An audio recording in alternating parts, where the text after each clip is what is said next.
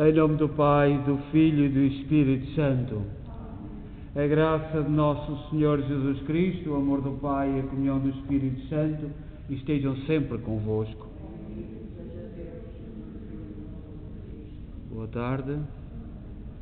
Nós saudamos quem nos acompanha em casa, sobretudo os doentes, neste tempo de pandemia e de medo, e dificuldades, e, tantos sentimentos de solidão. Nós celebramos esta Eucaristia da Igreja de Nossa Senhora de Fátima, Our Lady Fatima Church, na cidade de Kingston, Ontário, Canadá. E somos uma igreja criada com amor, com sacrifício, com devoção, com esforço, com generosidade e, sobretudo, com o testemunho da fé dos imigrantes católicos de língua portuguesa. Nós hoje celebramos na igreja a festa de um rei, Santo Canuto, um nome muito estranho para nós do sul da Europa. Portanto, era um rei da Dinamarca, que foi rei e sofreu um martírio antes da nossa nacionalidade, antes de Portugal ser Portugal, em 1086, pouco depois da vida de São Paulo, daquela criança que foi martirizada. E rezamos esta Eucaristia lembrando o nosso irmão Luís Rodrigues, pois é a missa de aniversário. E para melhor celebrar esta Eucaristia, tomemos consciência que somos pecadores e peçamos perdão. Confessemos os nossos pecados. Confesso a Deus Todo-Poderoso e a vós, irmãos, que eu pequei muitas vezes por pensamentos, palavras, atos e omissões, por minha culpa, minha tão grande culpa. E peço à Virgem Maria, aos anjos e santos e a vós, irmãos, que rogueis por mim a Deus Nosso Senhor. Deus Todo-Poderoso, tenha compaixão de nós, perdoa os nossos pecados e nos conduz à vida eterna. Senhor, tem piedade de nós. Cristo, tem piedade de nós. Senhor, tem piedade de nós. Oremos. Deus eterno e omnipotente, que governais o céu e a terra, escutai misericordiosamente as súplicas do vosso povo e concedei a paz aos nossos dias, por nosso Senhor Jesus Cristo, vosso Filho, que é Deus convosco na unidade do Espírito Santo.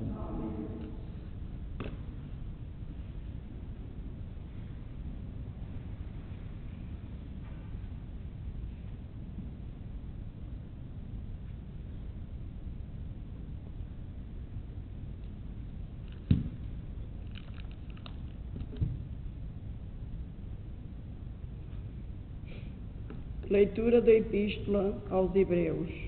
Irmãos, Deus não é injusto.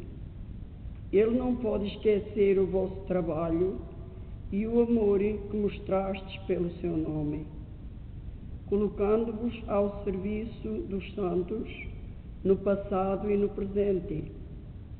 Desejamos, porém, que cada um de vós mostre o mesmo zelo, mantendo intacta a sua esperança até ao fim, de modo que não vos torneis tíbios, mas imiteis aqueles que pela fé e pela esperança se tornaram herdeiros dos bens prometidos. Quando Deus fez a promessa a Abraão, como não tinha outro maior por quem jurar, jurou por si próprio, dizendo: eu te cumularei de bênçãos e multiplicarei a tua posteridade. E por ter perseverado pacientemente, Abraão alcançou a realização da promessa. Os homens, de facto, juram por alguém maior que eles, e o juramento é uma garantia que põe fim às suas contendas. Por isso Deus, querendo mostrar solenemente aos herdeiros da promessa, comprometeu-se com juramento, assim por 2 atos irrevogáveis, nos quais é impossível Deus mentir. Nós temos um forte incentivo para nos refugiarmos firmemente na esperança proposta. Nela tem a nossa alma uma âncora inabalável e segura, que penetra para além do véu, onde entrou Jesus como nosso precursor, constituído sumo sacerdote para sempre, segundo a ordem de Melquisedeque. Palavra do Senhor.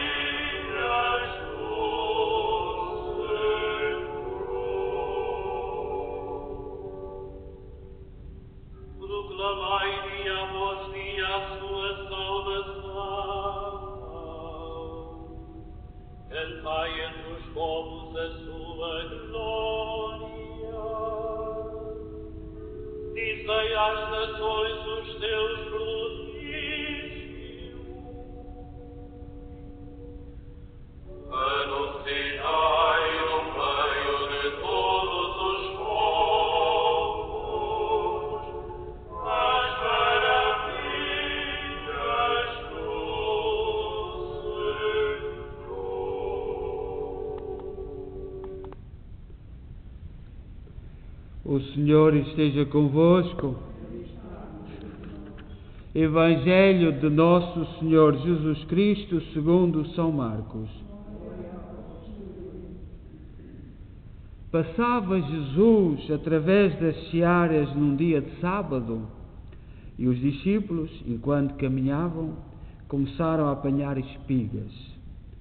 Disseram-lhe então os fariseus: vê como eles fazem ao sábado o que não é permitido. Respondeu-lhe Jesus: nunca leste o que fez Davi, quando teve necessidade e sentiu fome, ele e os seus companheiros? Entrou na casa de Deus, no tempo do sumo sacerdote Abiatar, e comeu dos pães da proposição, que só os sacerdotes podiam comer, e também os deu aos companheiros. E acrescentou: o sábado foi feito para o homem, e não o homem para o sábado. Por isso, o Filho do Homem é também Senhor do sábado.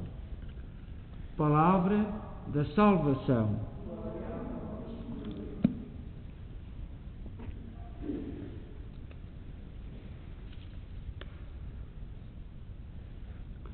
Nós, neste dia que celebramos este rei Santo Canuto IV, rei da Dinamarca, do território da Dinamarca, e no Evangelho da missa de hoje, tirada do Evangelho de São Marcos, capítulo 2, versículo 23 e 28, o Evangelho traz-nos algo que nós evitamos aprofundar sobre este assunto. Nós não gostamos muito de falar sobre isto.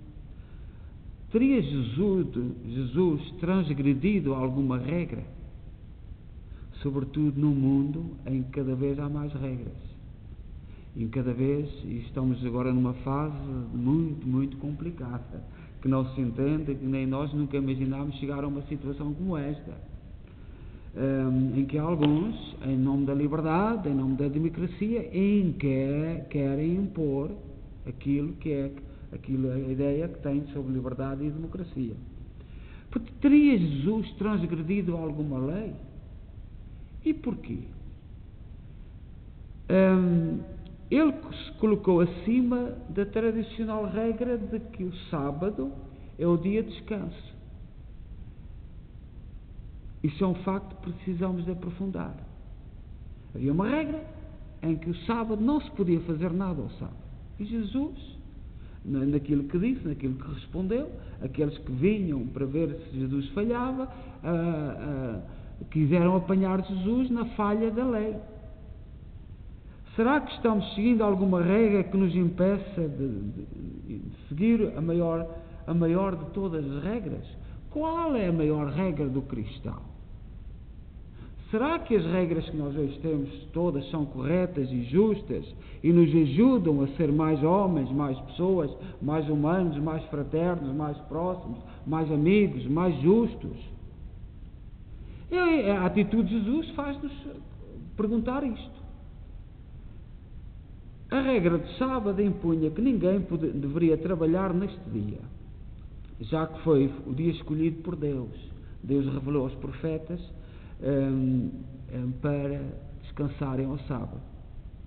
E sobretudo quando foi a vinda do Egito, as pessoas chegaram, todo o povo de Israel chegou a Israel, todos os terrenos foram divididos em partes iguais, mas começou a haver desgraças.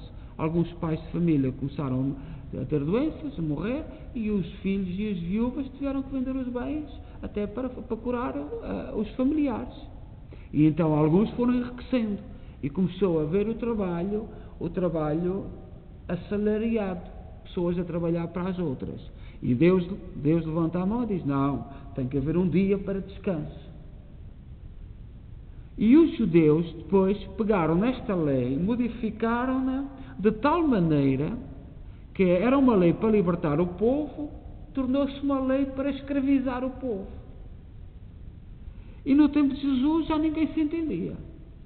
Passados aqueles anos todos, já ninguém percebia nada. E havia coisas terríveis. O sábado foi instituído e oferecido ao homem como algo muito precioso, como um bem, um favor divino. O sábado foi feito para a contemplação do homem. O sentido evidente é que o sábado foi instituído para o estar bem físico, moral e espiritual das criaturas humanas e das famílias. O sábado foi uma instituição a favor do homem, em seu benefício, uma bênção grandiosa. Só uma ação perversa de destruição dos textos é que pode tirar o sentido do sábado, no sentido que Deus criou e nos pediu para cumprir o sábado. E depois nós, os católicos, os cristãos, é o domingo, porque é o dia da ressurreição de Cristo. E o que mais importa é valorizar o sentido, o descanso, o respeito pela pessoa humana, pela família, e depois valorizar a ressurreição de Cristo, que é um acontecimento importante ao domingo. Deus não criou o homem porque ele tivesse um sábado necessitando de ser guardado. Deus não nos criou com o propósito de guardar um dia. Não. Deus não nos criou porque tinha um dia da semana para nós descansarmos. Não foi por isso.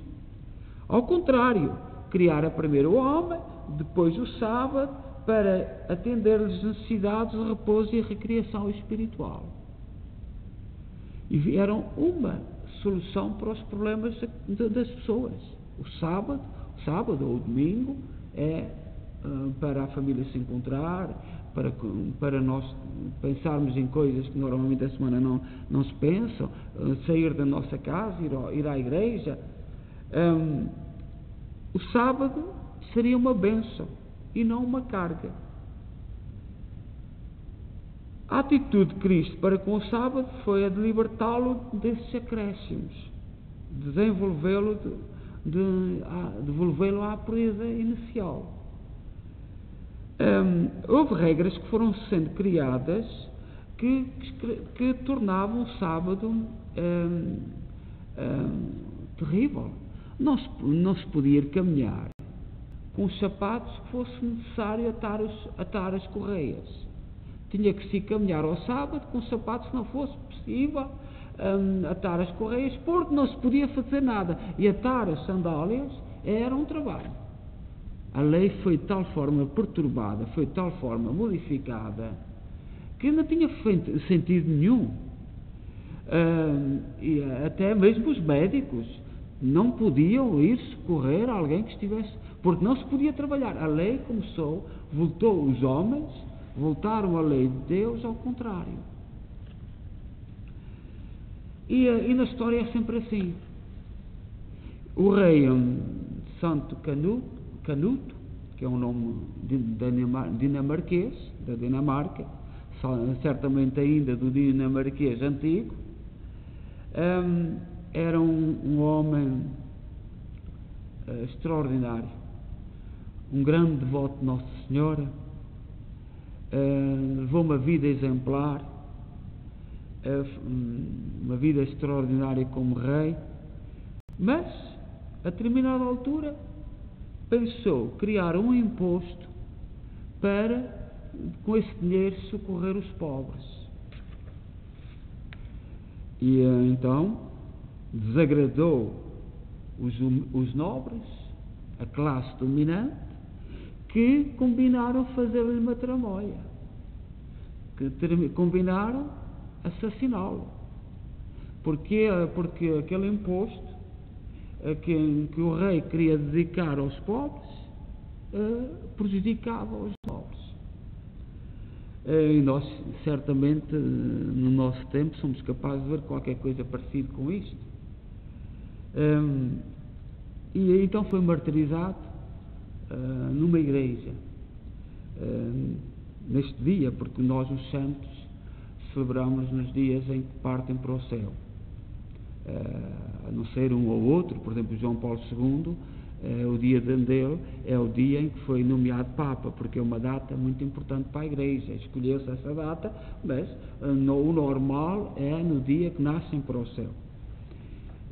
E falando deste rei hoje, do rei Canuto, de Dinamarca, hoje apareceu, eu não vejo muitas notícias, como vós sabeis, mas de vez em quando passo umas páginas. E hoje houve um candidato a Presidente da República em Portugal, e nós cá no Canadá olhamos para isto e não entendemos, eu não percebo. Um candidato a Presidente da República de Portugal atreveu-se a entrar numa igreja que eu gosto muito, que é a Igreja de Santa Cruz, em Coimbra, onde está sepultado o nosso primeiro rei, o rei de Portugal. Portanto, que é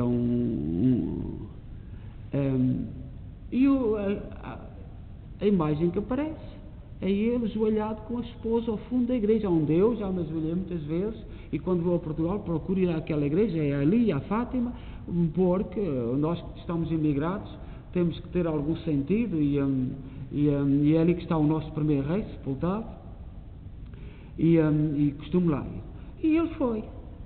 E entrou um grupo de jovens, muitos daqueles que agora nós temos por aí, muito escandalosos, mas o interessante, aquilo que mais choca não é isso, são os comentários depois de gente a dizer que é católica muito revoltada por ele ter entrado na igreja.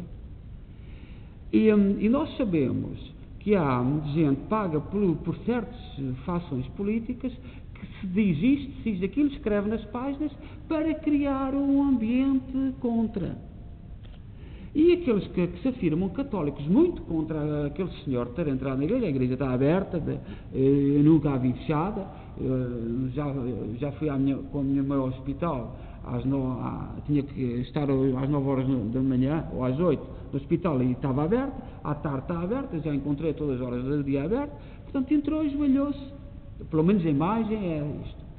O interessante são os comentários de algumas pessoas que se dizem católicas, e que não são, e colocam ali os seus pareceres para provocar os católicos, para que os católicos então se exprimam e fazem comentários tão cheios de bondade, de tanta beleza, tão lindos, tocando em assuntos como isto do sábado, e querem confusão. E é muito triste nós vermos, o mundo está cheio disto. Em Coimbra hoje, foi no tempo deste rei Canuto, as artimanhas que lhe fizeram, foi Jesus perante a lei do sábado, e nós católicos temos que estar atentos. Nós temos que abrir os olhos e ver as artimanhas que estão por trás. Porque muitos daqueles comentários que são postos por gente que é paga por correntes políticas, de determinados políticos, têm gente só para fazer este tipo de comentário. Só isso, não fazem isso. Estão nas redes sociais a fazer aqueles comentários para provocar. Eu lembrei-me há dias, o nosso primeiro-ministro, que é ateu, que diz ateu, foi a Fátima. Nem se joelhou, esteve lá a fazer corpo presente, e eu não vi aqueles comentários. Eu não vi, dos tais católicos. Eu, por acaso, na altura, lembro-me, escrevi, mas o que é que foi fazer?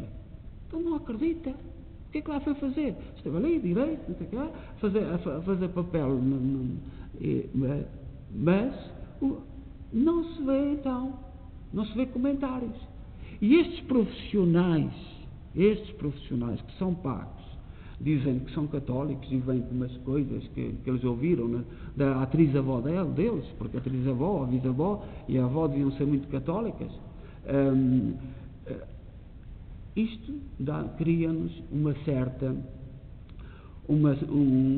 certo motivo para nós estarmos atentos. E hoje temos 3 exemplos neste sentido.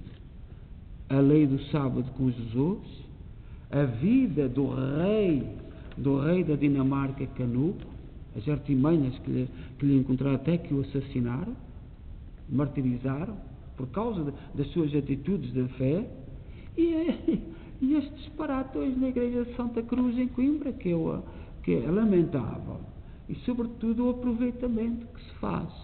É um candidato que tem fé, andou no seminário, esvalhou-se com a esposa. Mas em parte do mundo é que nós estamos. Portugal é aquilo. O que é aquilo? E depois uma corte de católicos, a dizer-se católicos. Ou melhor, os que são católicos devem estar atentos, muito atentos, porque não basta afirmar-se que és católico. Tens que ter atitudes que provam isso. E nós hoje sabemos que nos meios de comunicação social, nos meios nas redes sociais, há gente paga só para fazer isto, só para criar confusão, para confundir o bem com o mal com o bem. É o trabalho deles. Então peçamos ao Senhor e que este rei da Dinamarca interceda por nós. E no nosso mundo precisamos de pedir muito. Nós estamos numa fase muito perigosa a todos os níveis. Todos os níveis. Estamos numa fase muito perigosa, mas nós temos que manter-nos de pé e acreditar que Deus nunca abandonou o seu povo. Por muito que façam, por muitas artimanhas que inventem, por muitos comentários que procurem, porque nós temos visto a debandada das nossas igrejas e tudo isto contribui. Criar mentira, criar dizeres, tudo isto é uma forma de criar confusão.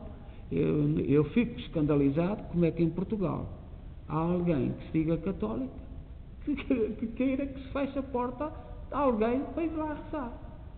Se ajoelhar em silêncio a dialogar com Deus. Mas qual é o bem, qual é o mal? Seja louvado nosso Jesus Cristo.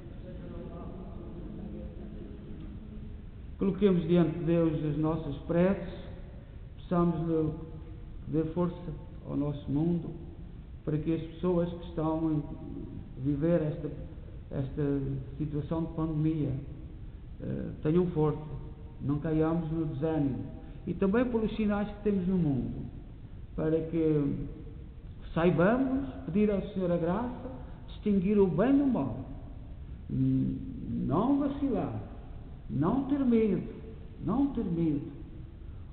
As forças do demónio não prevalecerão contra a Igreja de Cristo. É uma promessa de Jesus Cristo.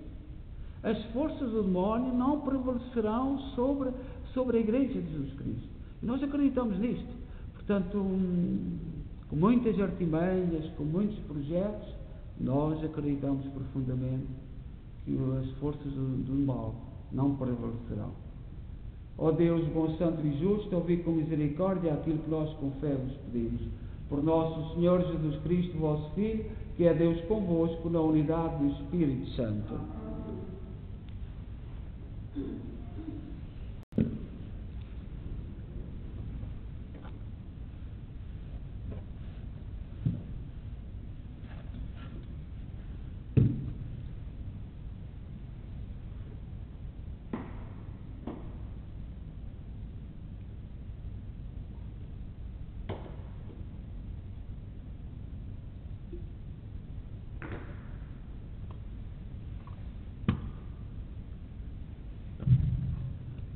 Bendito sejais, Senhor Deus do Universo, pelo pão e pelo vinho que recebemos da vossa bondade, fruto da terra, do trabalho do homem e da videira que hoje vos apresentamos e que para nós se vão tornar pão da vida e vinho da salvação. Orai, irmãos, para que o meu vosso sacrifício seja aceito por Deus Pai Todo-Poderoso.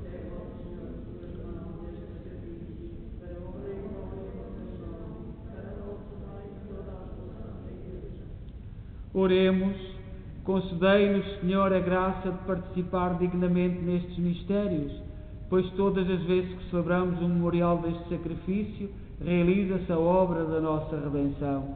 Por nosso Senhor Jesus Cristo, vosso Filho, que é Deus convosco, na unidade do Espírito Santo. O Senhor esteja convosco. Corações ao alto. Demos graças ao Senhor nosso Deus.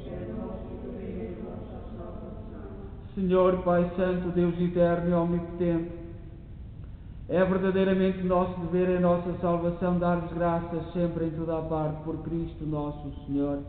Nascendo da Virgem Maria, Ele renovou a antiga condição humana, com a sua morte destruiu os nossos pecados, com a sua ressurreição conduzimos à vida eterna e na sua ascensão abrimos as portas do céu.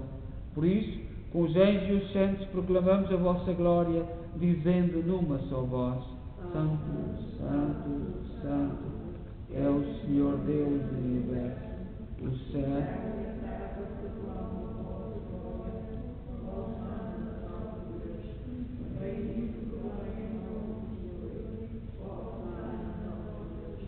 Vós, Senhor, sois verdadeiramente santo, seja a fonte de toda a santidade. Santificai estes dons, derramando sobre eles o vosso Espírito, de modo que se convertam para nós no corpo e sangue de nosso Senhor Jesus Cristo. Na hora em que Ele se entregava para voluntariamente sofrer a morte, tomou o pão em suas santas e adoráveis mãos e, dando graças, partiu e deu aos seus discípulos, dizendo: Tomai todos e comei, isto é o meu corpo, que será entregue por vós.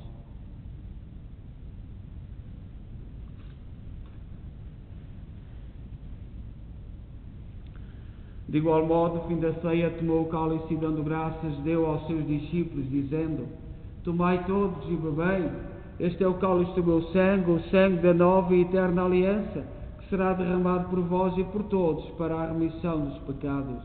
Fazei isto em memória de mim.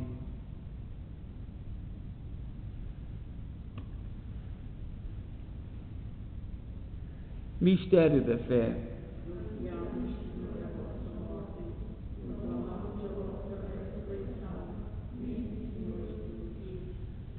Celebrando agora, Senhor, o memorial da morte e ressurreição de vosso Filho, nós oferecemos o pão da vida e o cálice da salvação e vos damos graças porque nos admitiste à vossa presença para vos servir nestes santos mistérios. Humildemente vos suplicamos que, participando no corpo e sangue de Cristo, sejamos reunidos pelo Espírito Santo num só corpo. Lembrai-vos, Senhor, da vossa Igreja dispersa por toda a terra, tornai-a perfeita na caridade em comunhão com o Papa Francisco, o nosso arcebispo, Maico Maal e todos aqueles que estão ao serviço do vosso povo. Lembrai-vos dos nossos irmãos que adormeceram na esperança da ressurreição, de um modo particular aqueles cujo nome pronunciamos no início desta Eucaristia, que na vossa misericórdia partiram deste mundo, admiti-os na luz da vossa presença. Tende misericórdia de nós, Senhor, dai-nos a graça de participar na vida eterna com a Virgem Maria, Mãe de Deus, os bem-aventurados apóstolos e todos os santos, que desde o princípio do mundo viveram na vossa amizade, para cantarmos os vossos louvores por Jesus Cristo, vosso Filho. Por Cristo, com Cristo, em Cristo, a vós, Deus Pai Todo-Poderoso, na unidade do Espírito Santo, toda a honra e toda a glória, agora e para sempre. Confiantes, ousamos dizer a oração que o Senhor nos ensinou.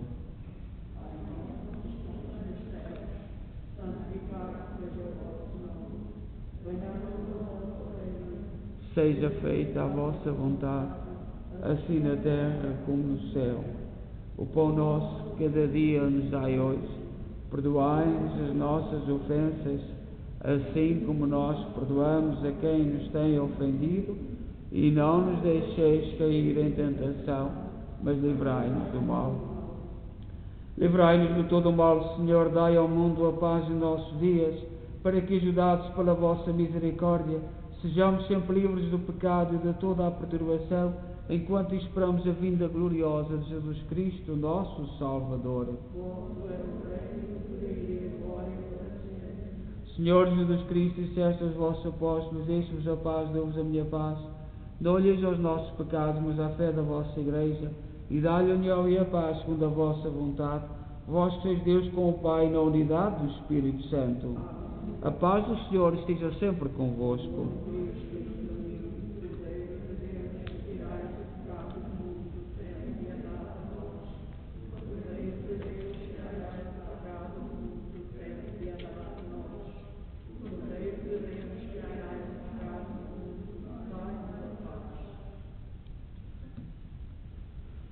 Felizes nós os convidados para a ceia do Senhor.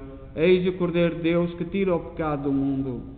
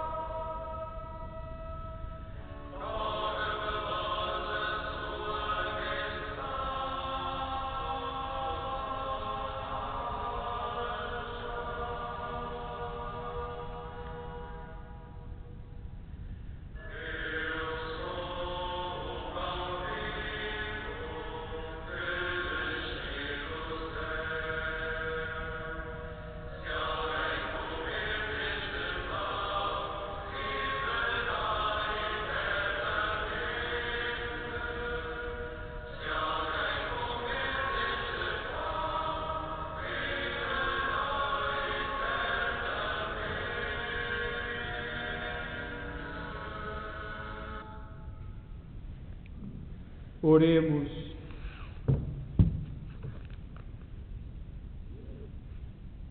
Infundi em nós, Senhor, o vosso Espírito de caridade, para que vivam unidos num só coração e numa só alma, aqueles que saciaste com o mesmo pão do céu. Por nosso Senhor Jesus Cristo, vosso Filho, que é Deus convosco na unidade do Espírito Santo. O Senhor esteja convosco. Abençoe-nos Deus Todo-Poderoso, Pai, Filho e Espírito Santo. Hoje, no santo que nós celebramos, e nós celebramos os santos para nos ajudarem a praticar aquilo que Jesus Cristo nos pediu. Os santos provam que é possível viver aquilo que Cristo pediu. E este Rei que nós hoje celebramos, nós, a Igreja, temos a alegria de ter das pessoas mais humildes, santas, até às pessoas mais importantes. É preciso aceitar o projeto, é preciso aceitar as palavras, o chamamento de Jesus Cristo através do Evangelho. Então, com este propósito e olhando para este Rei e sobretudo para as artimanhas do mundo em que vivemos, desejo a todos boa noite e em paz e que o Senhor vos acompanhe.